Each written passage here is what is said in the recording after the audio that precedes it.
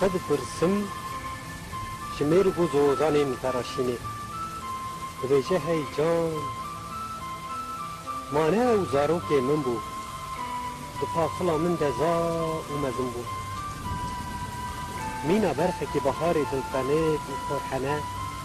هرن تماشا بکن هینا جی دو سالیستو که میمانه لسر روچکه کانی که منه پاک لی از چی بکم لاوکو جمن را نبویاد مینا بازه که هلی نوی ندیاد فردا طول نغلت منه عبداله باگره من بو تو کتجی تو جن دمساله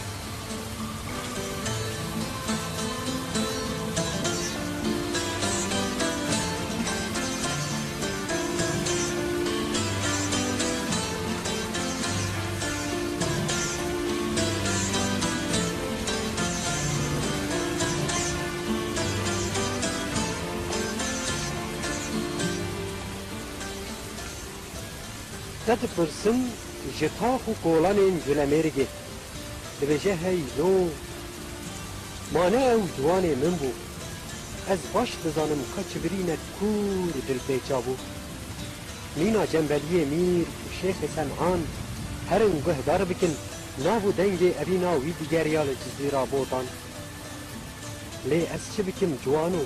جارکی بو هفتار حضر احمد خانی درد گران آرامی چیه ندزانی لو ما برگه فکر بود چیا اوانی مشیا و چول بر دل من کووان باگر من بو چیروک کجی چیروک این شبان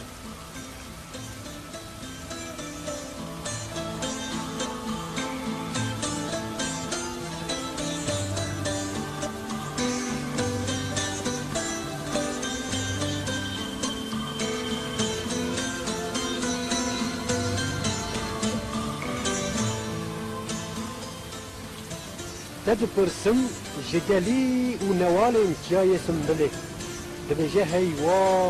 واق مانه او شروان من بود چند روزی شوان مهبان من بود مینا پلنگک جیر و آزا ارد گر دوشک اسمان لحیب لسر سنگو بری من رازا جبر بیه زنار اولاد گر و بر هفده دناسم حوال مباگر ما از ورا چه بیجم گلک ابینداری من هبون وک باگر هر یک کتبو بی بنگیا بی بگر مرید و درویش و هواری بون جبون اجتمان او جانگوری بون لو ما نپرسن گلی برانو نپرسن او جی یک جوان بو شربان ردور ملیکان روشهلات و داری با خوش خم ده هری که وک آفا قبور گه لبامن بو گه قطن سنور ثبات فکر تکو شربو لناف حوالان گه لزاگ روسان بو گه لبهدینان اوک گلک بو بکر آداره بایه که هنک لهر ایواره لی از چه بکم حوالو از چه بکم